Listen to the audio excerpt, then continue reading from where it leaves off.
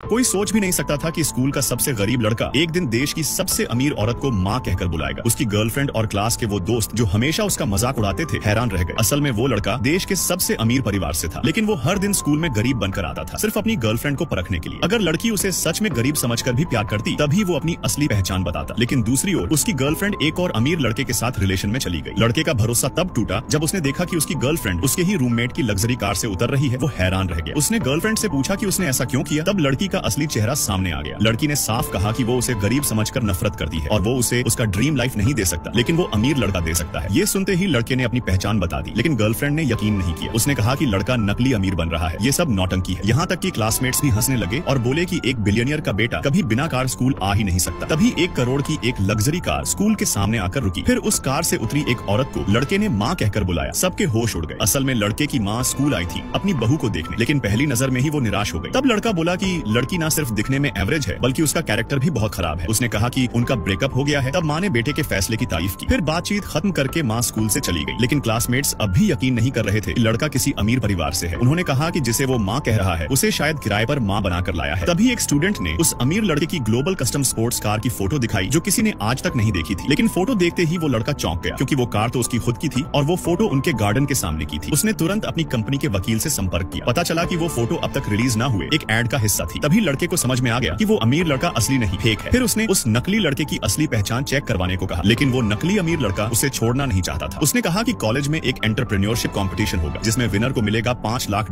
का इनाम। उसने उस लड़के को चैलेंज दिया हिस्सा लेने का। लड़का तुरंत मान गया। शर्त थी कि अगर वो हार गया तो सबके सामने घुटनों पर बैठकर माफी मांगनी होगी और स्कूल हमेशा के लिए छोड़ना होगा। लेकिन लड़के को पहले से पता था कि उस लड़के की असलियत क्या है। वो था ऐसा इंसान जिसे उसका परिवार फाइनेंशियल हेल्प देता था, लेकिन वो उस हेल्प का गलत इस्तेमाल करता था और लड़के की पहचान चुराकर स्कूल में अमीर बनकर घूमता था।